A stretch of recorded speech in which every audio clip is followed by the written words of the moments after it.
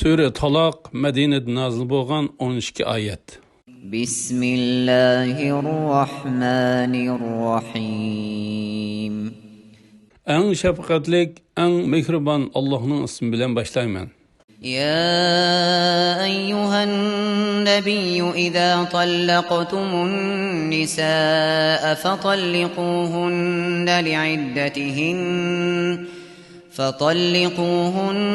لعدتهن وأحصوا العدة واتقوا الله ربكم لا تخرجوهن من بيوتهن ولا يخرجن إلا أن يأتين بفاحشة مبينة وتلك حدود الله ومن يتعد حدود الله فقد ظلم نفسه لا تدري لعل الله يحدث بعد ذلك أمرا. Ey Peygamber, ümmetinge aytqin ki, sizlar ayollarni taloq qilsanglar, ularning iddatiga loyiq paytda, ya'ni poklik holatida taloq qilinglar. Nasab aralashib ketmasligi uchun iddatni sananglar. Rabbinglardan qo'rqinglar. Ularning iddati to'shmag'icha ularni uylaridan chiqarib etmanglar. Ularmu uydan chiqmasin. Ular faqat ochiq fohisha qilsalar, ondan hadni ijro qilish uchun chiqadi. Ana shu Allohning qonunidir. Kimiki Allohning qonunidan olqib ketadigan, u o'ziga zulm qilgan bo'ladi. Sen bilmaysanki, Allah shuningdan keyin, ya'ni taloqdan keyin biror ishni maydonga keltirishi mumkin. فإذا بلغن أجلهن فأمسكوهن بمعروف أو فارقوهن بمعروف وأشهدوا ذوي عدل منكم وأقيموا الشهادة لله ذلكم يوعظ به من كان يؤمن بالله واليوم الآخر ومن يتق الله يجعل له مخرجا. Ularning iddati to'shqan chaqda ular bilan chiroyliqcha yenishinglar yoki ular bilan chiroyliqcha o'zlashib ketinglar. Yenishgan, ajrashgan chaqinglarda aranglardan ikki adil guvohchini guvoh qilinglar. Allah uchun to'g'ri guvoh bo'linglar. Bunun bilan, ya'ni bu hukm bilan Allohga va oxirat kuniga iymon etgan kishiga va'z nasihat qilindi. Kimiki Allohdan qo'rqadi ekan, Allah uningga chiqish yo'li berdi. وَيَرْزُقْهُ مِنْ حَيْثُ لَا يَحْتَسِبُ وَمَنْ يَتَوَكَّلْ عَلَى اللَّهِ فَهُوَ حَسْبُهُ إِنَّ اللَّهَ بَالِغُ أَمْرِهِ قَدْ جَعَلَ اللَّهُ لِكُلِّ شَيْءٍ قَدْرًا. Allah uningga o'ylamagan yerdan rizq berdi. Kimiki Allohga tavakkul qilsa, Allah uningga kifoya qiladi. Allah haqiqatan maqsadiga yeta oladi. Allah haqiqatan har bir narsa uchun muayyan miqdor, muayyan vaqt belgiladi. واللائي يئسن من المحيض من نسائكم إن ارتبتم فعدتهن 3 أشهر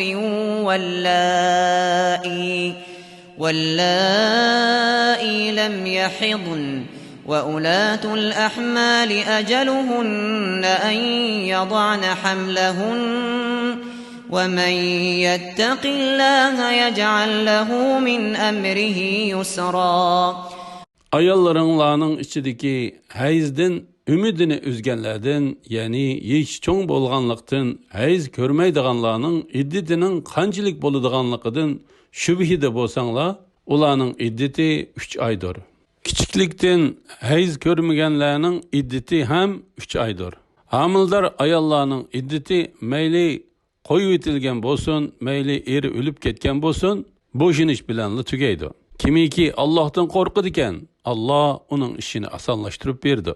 ذلك أمر الله أنزله إليكم ومن يتق الله يكفر عنه سيئاته ويعظم له أجرا. Ana shu Allohning sizlarga nozil qilgan hukmidir. Kimiki Allohdan qo'rqadi ekan, Alloh uning gunohlarini yo'q chiqardi, uningga katta savob berdi. أسكنوهن من حيث سكنتم من وجدكم ولا تضاروهن لتضيقوا عليهن وإن كن أولات حمل فأنفقوا عليهن حتى يضعن حملهن فإن أرضعن لكم فآتوهن أجورهن وأتمروا بينكم بمعروف وإن تعاسرتم فسترضع له أخرى. Ularni, yani qo'yitilgan ayollaringlarni qudratinglarning yetishicha o'zinglar o'ltirayotgan joylaringlarning bir qismida o'ltirg'izinglar. Ularni tenglikda qoldirish uchun ziyon yetkazmanglar. Ya'ni ularni chiqib ketishga majburlash uchun turalg'i jihatdan, nafiqa jihatdan qismanglar.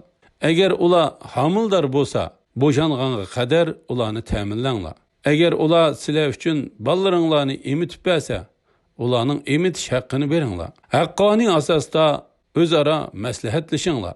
Agar fikrda kelisholmasanglar, uni, ya'ni bolani boshqa bir ayol emitsin. لينفق ذو سعة من سعته ومن قدر عليه رزقه فلينفق مما آتاه الله لا يكلف الله نفسا إلا ما آتاها سيجعل الله بعد عسر يسرا.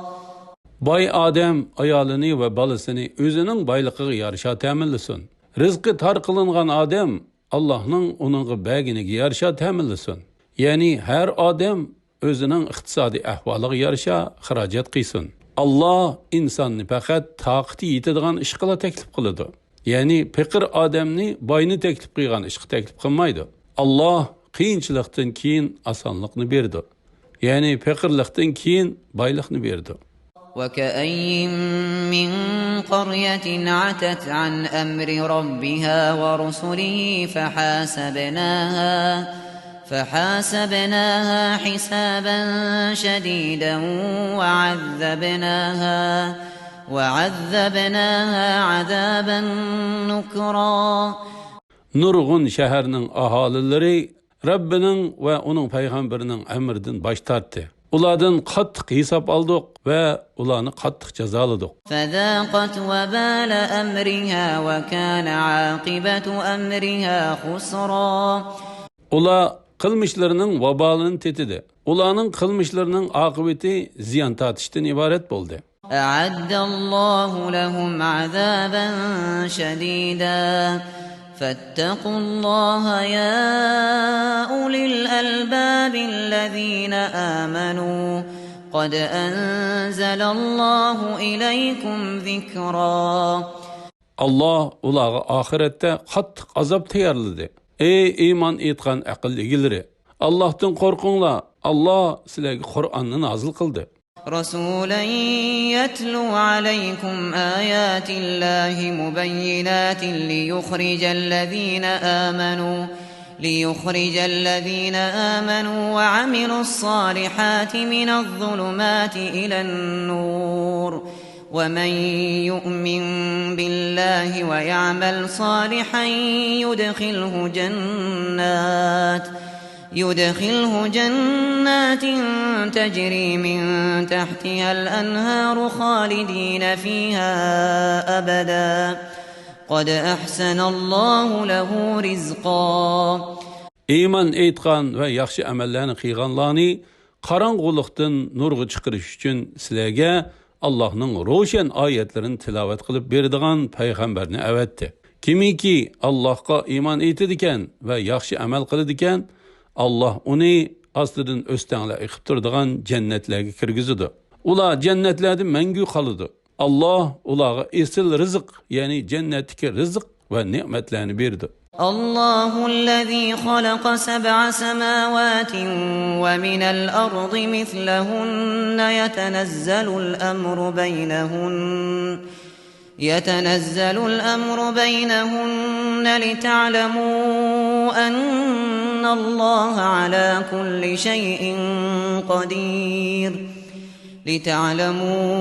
أن الله على كل شيء قدير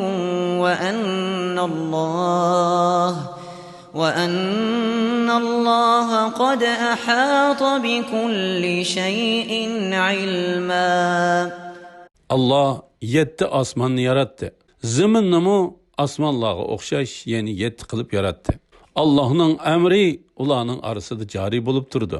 Sizlarga buni bildirishim Allohning hammaga qodir ekanligini va Allohning hamma narsani to'liq biladiganligini bilishinglar uchundir.